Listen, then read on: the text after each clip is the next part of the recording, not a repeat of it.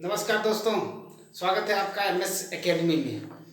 जैसे कि आज 24th ऑफ जुलाई है, मेरे लिए भी स्पेशल डे है। So on that occasion I have decided to start a new topic. This topic belongs to specially the syllabus of class 11th। क्या है वो है आपका ग्रेविटेशनल। ग्रेविटेशन क्या है? ग्रेविटेशन में हम लोग बेसिकली क्या देखने वाले हैं कि लॉ ऑफ ग्रेविटेशनल क्या है। उससे पहले हम लोग देखेंगे Kepler's law of gravitational. Gravity क्या है, अर्थ के सरफेस पे ग्रेविटी कितना होगा, अर्थ के अबव एंड अर्थ के below at a height H पे क्या होगा, at the depth of H पे क्या होगा, हाइट ग्रेविटी क्या होगी। In the latter half of this chapter we will move toward the escape velocity. यदि किसी ऑब्जेक्ट को हम फेंकते हैं तो नीचे आता है, क्या हम इसको किसी ऐसे वेग से फेंक सकते हैं, किसी इतनी वेलोसिटी से फेंक दें ताकि ये एस्केप कर जाए, वापस ही ना आए अर्थ पे। उस वेलोसिटी को एस्केप वेलोसिटी कहते हैं। तो वो कितना होता है किसी ऑब्जेक्ट पे, किन किन पैरामीटर्स पे डिपेंड करता है एक्चुअली। ये चीज़ें हम लोग देखेंगे, ठीक है। ये सारे पैरामीटर्स हम लोग देखेंगे। लास्ट में जो हम लोग को देखना है वो देखना है सैटेलाइट के बारे में। जियो स्टेशनरी सैटेलाइट जो है कि जियो स्टेशनरी सैटेलाइट के बारे में हम लोग डिस्कस करेंगे कि आखिर वो क्या होते हैं, पोलर सैटेलाइट्स क्या होते हैं, आदि जो भी टॉपिक्स है हम सारे के सारे इस ग्रेविटेशनल के तहत जो है हम लोग खत्म करने वाले हैं। सो होप आप बने रहेंगे मेरे साथ। 24th ऑफ जुलाई से लेकर 31st ऑफ जुलाई तक ये पूरा चैप्टर जो है आपका खत्म हो जाएगा, यानी कि within a week I am going to finish the gravitational continuously. Daily शाम को 6 बजे आपको वीडियोस मिल जाया करेंगी। ये मेरा पहला वीडियो है, इसलिए मैं इतना समय ले रहा हूँ। आप जितने भी आपके इर्द गिर्द रिलेटिव में हैं, आप वीडियो जरूर शेयर करें ताकि जो है कि सबको पढ़ सके इस लॉकडाउन में। तो चलिए हम शुरू करते हैं ग्रेविटेशनल को। एक्चुअली ग्रेविटेशनल क्या है, ठीक है। ग्रेविटेशनल क्या है उसको समझते हैं हम लोग। आपने क्या कभी सोचा है, तमाम घटनाएं जो हैं आपके सामने होती हैं। जब आप किसी ऑब्जेक्ट को फेंकते हो वो नीचे चला आता है, या किसी वृक्ष पे फल लगा है तो वो गिरता है तो टूट के नीचे ही क्यों आता है। Why does it actually happen. हमारे एक साइंटिस्ट हैं जिनको हम सर आइजैक न्यूटन के नाम से जानते हैं, जिन्होंने पूरी कैलकुलस बना दी। उन्होंने एक सेब के गिरने के बाद इन सारे तथ्यों पर रिसर्च करना शुरू किया और उन्होंने लॉ ऑफ ग्रेविटेशनल का खोज किया, ठीक है। तो उन्हीं के नाम पे हम ये सारे जो है लॉ ऑफ ग्रेविटेशनल को किसने दिया है, यूनिवर्सल लॉ ऑफ ग्रेविटेशन किसने दिया है, सर आइजैक न्यूटन ने दिया है। चलिए, तो लॉ ऑफ यूनिवर्सल ग्रेविटेशन पढ़ने से पहले हम लोग कैपलर के बारे में पढ़ते हैं, ठीक है। तो कैपलर जो है, जे केपलर ने क्या कहा था उसको देखते हैं, ठीक है। Gravitational law we will talk about it, but let us talk about the Kepler's law.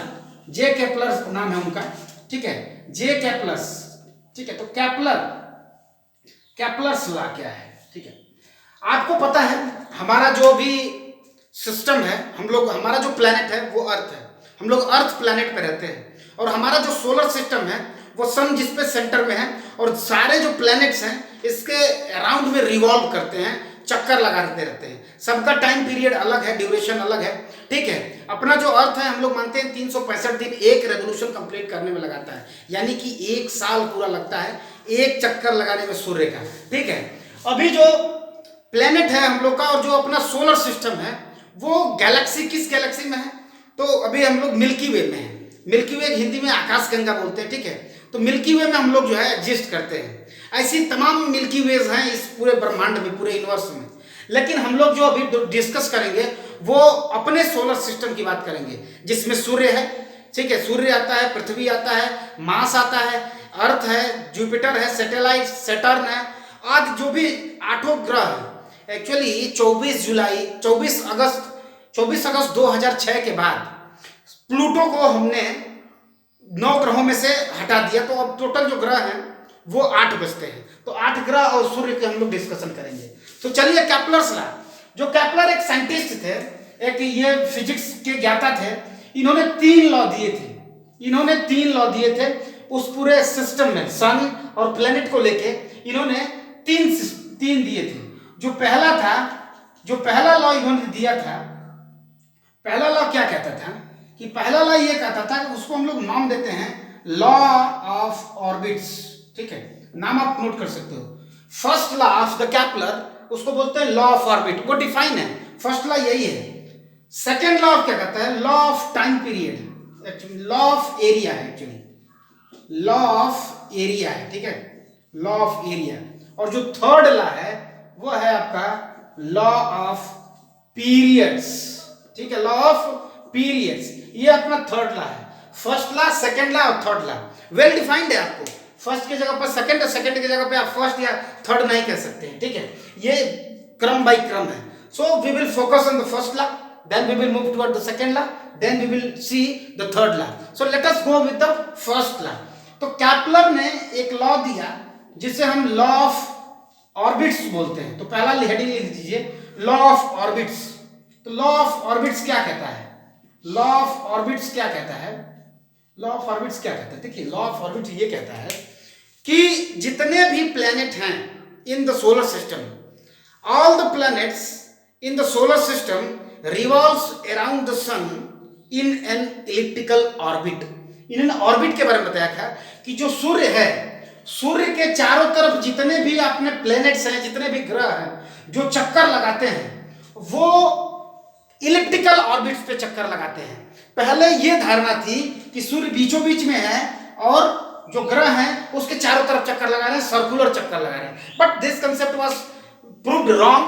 और कैपलर ने ये बताया कि चूंकि ये जो ग्रह, इनका जो पाथ है वो सर्कुलर नहीं होता है, ये इलिप्टिकल होता है। इलिप्टिकल बोले तो आपने मैथ्स में पढ़ा होगा, इलिप्स को पढ़ा होगा मैथ्स में, होप आप पढ़ा होगा आपने, ठीक है। ये है आपका इलिप्टिकल ऑर्बिट, इसे हम लोग बोलते हैं इलिप्ट। समझिए आप, दीर्घ वृत्ताकार इसको हिंदी में बोलते हैं, या समझिए ये अंडाकार टाइप है, ठीक है। यानी ये सर्कुलर नहीं होता है। सपोज करिए ये सर्कल है, इसको ऊपर से थोड़ा सा हमने प्रेस कर दिया है, दबा दिया है, ये सर्कल, यानी कि इसमें अब रेडियस ना होके दो एक्सिस होगी। जो बड़ी वाली एक्सिस होती है उसे हम मेजर एक्सिस बोलते हैं, जो छोटी वाली एक्सिस है उसे हम माइनर एक्सिस बोलते हैं। जब आप कोऑर्डिनेट ज्योमेट्री में जाते हैं, मैं थोड़ा सा आपको ट्रैक से बाहर लगा रहा हूं, तो इसका इक्वेशन आता है x square upon a square plus y square upon b square equal to 1। ये इक्वेशन होता है किसी भी इलिप्स का जहां पर a सेमी मेजर एक्सिस है और b सेमी माइनर एक्सिस होता है। इतने को हम a बोलते हैं। ये पूरे एक्सिस का आधा है ना, इसको सेमी मेजर एक्सिस, ये बड़े वाले को हम मेजर एक्सिस बोलते हैं, मेजर एक्सिस, ठीक है, मेजर एक्सिस। और छोटे वाले को माइनर एक्सिस बोलते हैं, ठीक है, माइनर एक्सिस। यानी कि कहने का मतलब क्या है कि जो भी प्लेनेट है जो सूर्य के चारों तरफ चक्कर लगाता है, each planet revolves around the sun, it is fixed, then the path which they follow to complete the orbit is not circular but it is elliptical। उसे हम बोलते हैं, इसे हम लोग बोलते हैं इलिप्टिकल। इलिप्टिकल बोले तो दीर्घ वृत्ताकार, यानी समस्त ग्रह सूर्य के चारों तरफ एक दीर्घ वृत्ताकार पाथ पे, रास्ते पे चक्कर लगाते रहते हैं, पहली बात। दूसरी बात, और जो सूर्य है and the sun is situated at either of the foci, इसमें दो फोकस होते हैं। आप डेफिनेटली पढ़े होंगे इलिप्स, उसमें दो फोकस होता है। सपोज करिए ये F1 रहा और F2 रहा, तो सूर्य इन दोनों फोकस में से किसी एक फोकस पे होता है और अपना जो प्लेनेट होता है, प्लेनेट चारों तरफ इसके चक्कर लगाता रहता है इलिप्टिकल ऑर्बिट पे। तो first law, that is the law of orbits, क्या कहता है? Law of orbit states that the sun exist at either of the foci and all the planets revolve around the sun. यानी कि all planets revolve around the sun in an elliptical orbit and the sun exists at either of the foci. Sun is present at either of foci. Actually focus होता है, focus का plural foci होता है। तो किसी भी एक focus पे सूर्य होता है। सपोज करिए यहाँ पे अपना सूर्य है, ये सूर्य रहा, ठीक है, ये सूर्य है, और इलिप्टिकल ऑर्बिट पे जो है प्लेनेट अपना ये सन है, ठीक है, ये सन है और ये अपना प्लेनेट है, ठीक है, ये अपना प्लेनेट है, ठीक है, ये प्लेनेट हो गया, ये सूर्य, तो ये प्लेनेट चक्कर लगा रहा है। Planet is revolving around the sun and sun is existing either इस पे या इस पे, किसी एक पे एग्जिस्ट करता है। तो लॉ ऑफ ऑर्बिट, डाउट खत्म।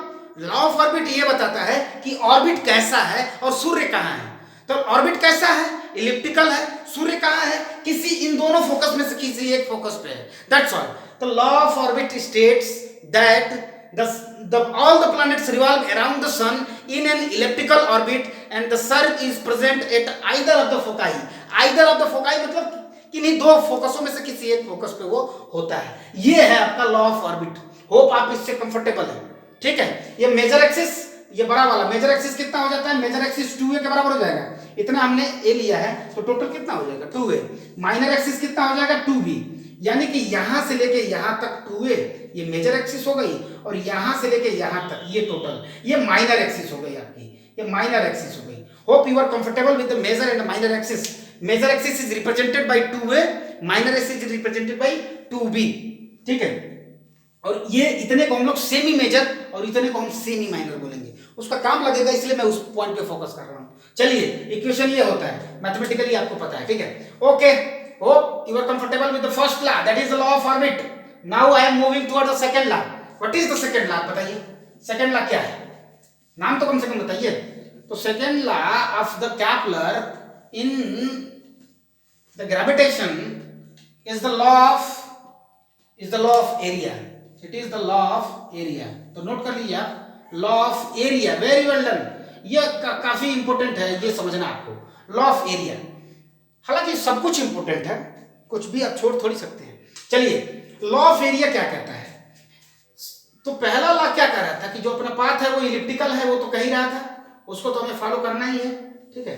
ये सपोज करिए अपना एक इलिप्स हो गया, ये F1 हो गया, ये F2 हो गया, और अपना सूर्य सपोज करिए यहाँ एग्जिस्ट करता है, अभी यहाँ पे है सूर्य, ठीक है। मैं अभी बताऊंगा इलिप्स कैसे आप बना भी सकते हो, आपको कंस्ट्रक्शन थोड़ा सा समझा दूंगा।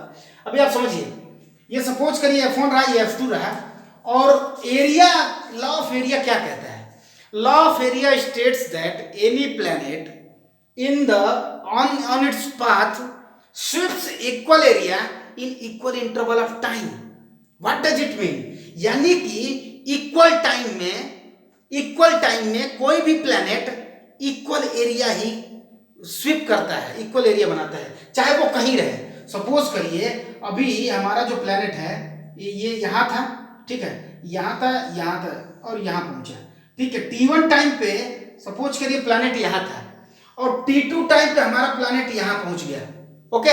तो कितना एरिया स्वीप किया, इतना, कितने टाइम पीरियड में, T2 माइनस T1 टाइम पीरियड में, इसको हम डेल टी मान लेते हैं, यानी del T equal to T2 माइनस T1, यानी हमने एक टाइम पीरियड लिया डेल टी, यानी T2 माइनस T1। सपोज करिए यहां से आने में 2 सेकंड लगा, तो 2 सेकंड में उसने इतनी एरिया, डेल्टा एरिया ए के बराबर उसने एरिया को क्या किया, स्वीप किया, इतने को कवर किया। सपोज करिए ये झाड़ू है तो मतलब समझ लीजिए स्वीप किया।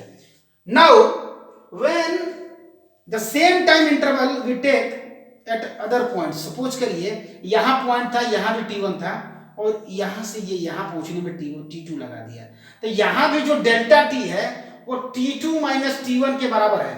यानी कि यहां से यहां पहुंचने में, यानी यहां A से B पहुंचने में जितना समय लग रहा है, यदि उतना ही समय यहां मान लीजिए C या D है, C से D पहुंचने में भी लग रहा है, यानी कि A से B पहुंचने में जितना समय लग रहा है उतना ही समय हमारा C से D में पहुंचने में लग रहा है, तो ये जो एरिया होगा वो इक्वल होगा। That is the concept of law of area.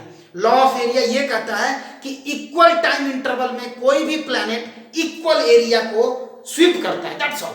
Equal time interval में इतना से इतना T1 लगा तो इतना से इतना में डेल टी लगा, यानी ये आपको दिख रहा है ये बड़ा है और ये आपको दिख रहा है ये छोटा है। ऐसा क्या होता है एक्चुअली, होता क्या है, एक कंजर्वेशन ऑफ मोमेंटम आपने पढ़ा होगा। कंजर्वेशन ऑफ मोमेंटम ये कहता है कि मोमेंटम हमेशा कंजर्व रहता है, यानी कि जैसे ही प्लैनेट सूर्य से दूर जाता है इसकी रेडियस बढ़ जाती है, इसकी रेडियस बढ़ जाती है, एरिया क्या होगा आप बताइए, एरिया क्या होगा, एरिया क्या होगा, लेंथ इंटू ब्रेथ हो जाएगा। लेंथ सपोज करिए रेडियस है r, ब्रेथ कितना होगा इसका, ये सपोज करिए v वेलोसिटी से चल रहा है और ये डेल्टा टी लगा रहा है, तो इतना डिस्टेंस ऑलमोस्ट ये एरिया हो गई उसकी, ठीक है। इतनी एरिया वो ये स्वीप कर रहा है, उतनी ही एरिया ये स्वीप करेगा, ठीक है। यानी कि जैसे ही प्लैनेट सूर्य से दूर होता है उसकी वेलोसिटी घट जाती है क्योंकि रेडियस बढ़ गई होती है।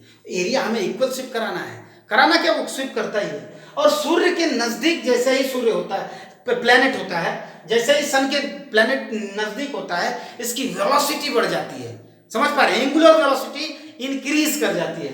That is why the equal area is swept in equal interval of time. That is what the law of area says, law of area क्या कहता है, केवल एक पॉइंट कहता है कि कोई भी प्लैनेट इक्वल टाइम इंटरवल में, यदि यहां से यहां 5 सेकंड लग रहा है पहुंचने में, यहां से यहां 5 सेकंड लग रहा है पहुंचने में, तो ये जितना एरिया है ये एरिया भी उतनी ही है। That's all. ये 5 मीटर स्क्वायर है तो ये भी 5 मीटर स्क्वायर है। That's all. समझ पा रहे हैं आप? यानी कि इक्वल टाइम इंटरवल में कोई भी प्लैनेट इक्वल एरिया स्वीप करेगा। That's all. ये है आपका लॉ ऑफ एरिया, इसे हम लॉ ऑफ एरिया बोलते हैं। चलिए, जो तीसरा पॉइंट है जो थोड़ा सा समझने का है वो ये है कि लॉ ऑफ पीरियड्स क्या है। यानी कि एक नया जो थर्ड लॉ है वो है लॉ ऑफ पीरियड्स।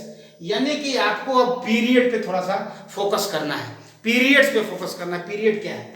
यानी कि समझिए कि कोई भी प्लेनेट जब सूर्य के चारों तरफ चक्कर लगा रहा है, when it is revolving around the sun, it completes its revolution in certain time interval, then that time interval is called as the period. For the planet earth, the time period of revolution is 365 days. एक वर्ष लगाता है अपना जो अर्थ है, ये blue planet, वो अपना जो है 365 दिन, यानी कि एक वर्ष लगाता है अप्रोक्सीमेटली, यानी कि वो उसका रहा टाइम पीरियड। तो कोई पूछे टाइम पीरियड क्या होता है, तो time period is the time of a planet in which it completes it's one revolution. ठीक है, उसे हम लोग बोलते हैं टाइम पीरियड या पीरियड। तो क्या कहता है लॉ ऑफ पीरियड्स? ये कहता है कि यदि अपना जो मेजर एक्सिस है उसका सेमी मेजर ए है और सेमी माइनर बी है, इलिप्टिकल ऑर्बिट में सेमी मेजर ए है, सेमी माइनर बी है, और इसका जो टाइम पीरियड है यदि टी लगना है, टाइम पीरियड यदि टी लगना है, तो it says that the square of the time period is proportional. समय का जो टाइम पीरियड है उसका स्क्वायर प्रोपोर्शनल होगा ए क्यूब के। यही तो है, यही है थोड़ा पॉइंट, यही है पॉइंट जो आपको हमेशा याद में रखना है। यानी T square is proportional to a cube, यानी कि जो उसका पीरियड है, यानी square of the period proportional होता है cube of the semi major axis के। ये कहता है आपका लॉ ऑफ पीरियड्स। यानी कैसे रिलेटेड है, यानी यदि हम चाहें तो इसको लिख सकते हैं T1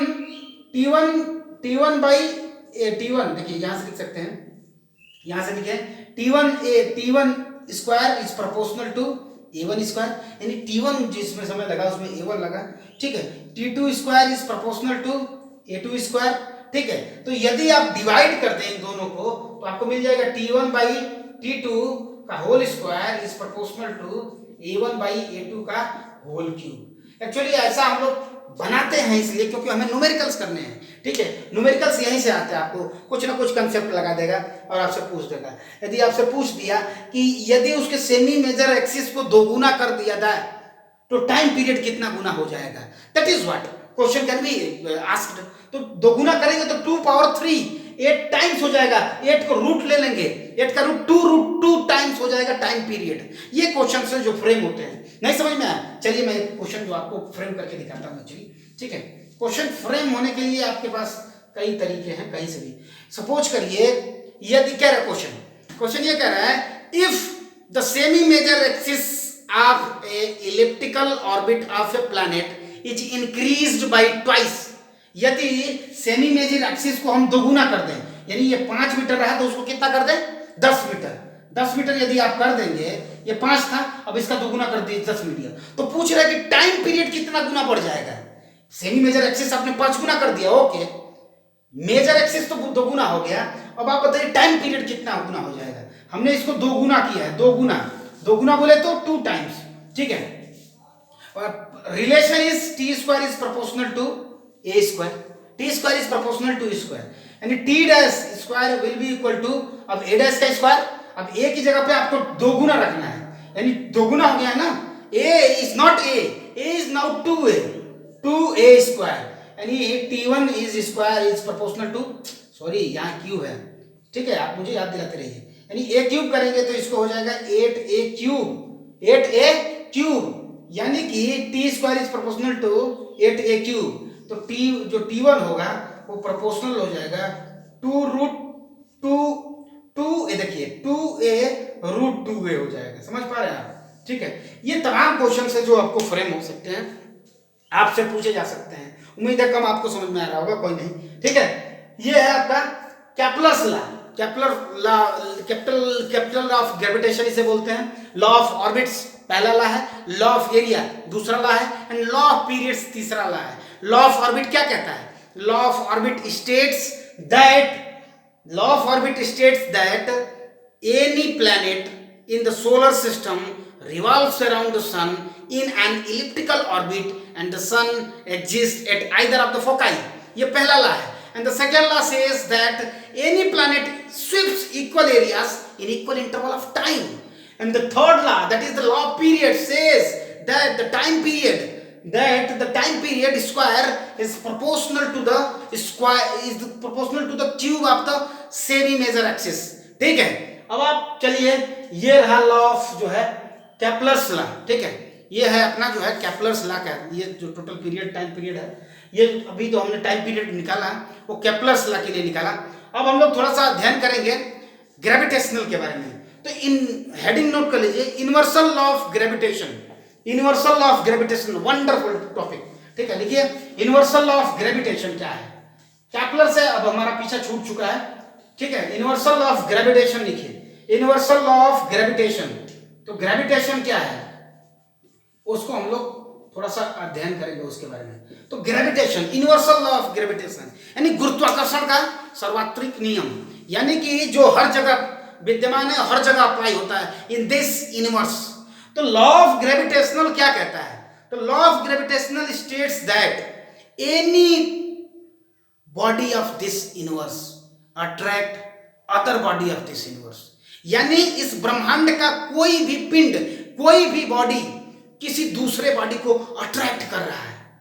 यही है law of gravitation. Law of gravitation says कि any body of this universe is attracting, has tendency to attract the other body. Actually it is attracting the other body. अब उसके लिए जो है मैथमेटिकली समझने के लिए क्या किया गया, this attraction force is proportional to the product of their masses and inversely proportional to the square of the distance between them. तो लॉ ऑफ ग्रेविटेशनल क्या कहता है?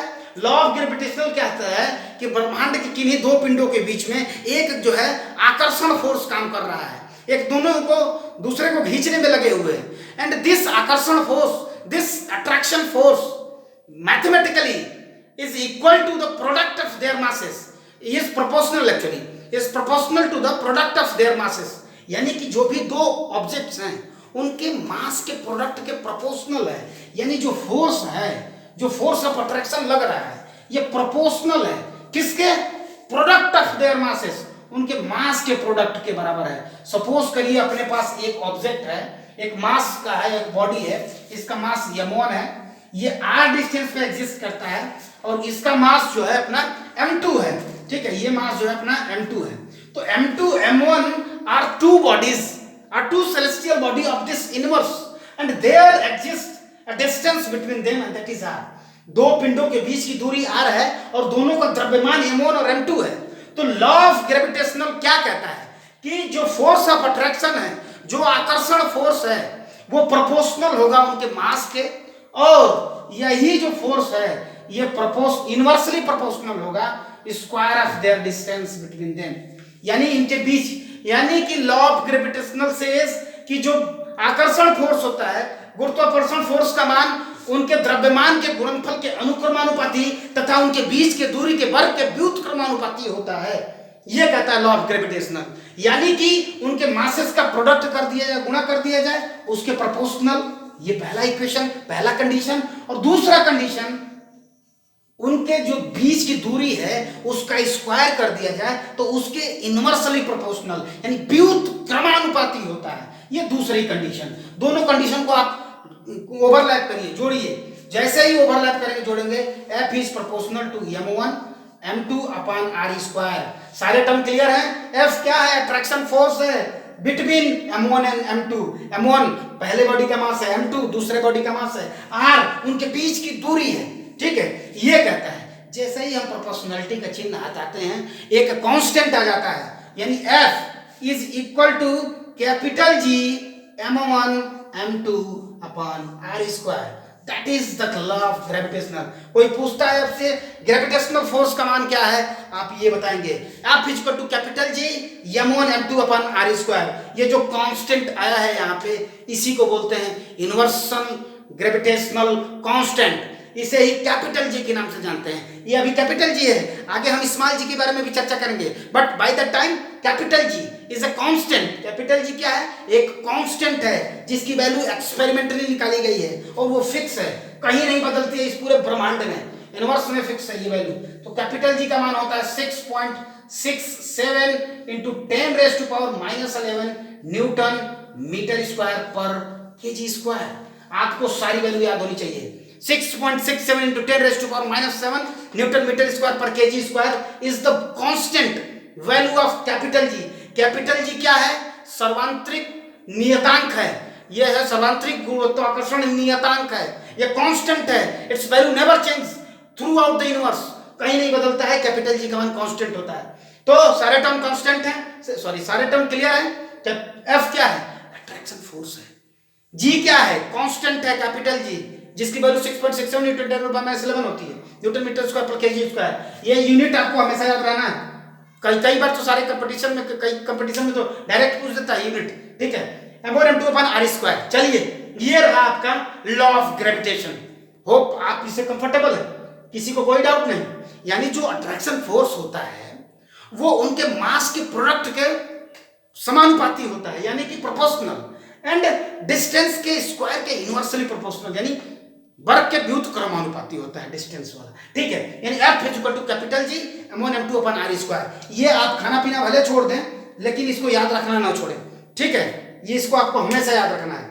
F equal to capital G m1 m2 upon r square. चलिए इसकी unit यहीं से लिखा हूं मैं, F का न्यूटन होता है, ये इधर आएगा तो मीटर स्क्वायर, नीचे जाएगा तो kg into kg स्क्वायर, यानी न्यूटन मीटर स्क्वायर पर केजी स्क्वायर। यहीं से इसको डिराइव किया है। चलिए मैं आपको डिराइव करके भी दिखा देता हूं। There is nothing hard in the physics once you are going through the all concepts, ठीक है। यानी F into ये r स्क्वायर हो जाएगा, r square upon m1 m2 equal to capital G। यहाँ से सब्जेक्ट करेंगे कैपिटल G को तो ये मिलेगा। इसकी यूनिट क्या होती है, न्यूटन। इसकी यूनिट क्या होती है, दूरी का मीटर होता है, तो मीटर स्क्वायर अपॉन इसका kg into kg, तो kg स्क्वायर। तो मैंने बताया था ना 6.67 into 10⁻11 की यूनिट होती है न्यूटन मीटर स्क्वायर पर kg square. So by the way आप भूल भी जाए तो यहां से आप डेराइव कर सकते हो। There is nothing hard in the physics, ठीक है। आप बशर्ते कांस्टेंट, जो भी कांस्टेंट है उसकी वैल्यू तो आप याद ही रखो, ठीक है, ठीक है। तो ये होता है 6.67 into 10⁻11, इसकी वैल्यू कहीं बदलती नहीं है, ठीक है।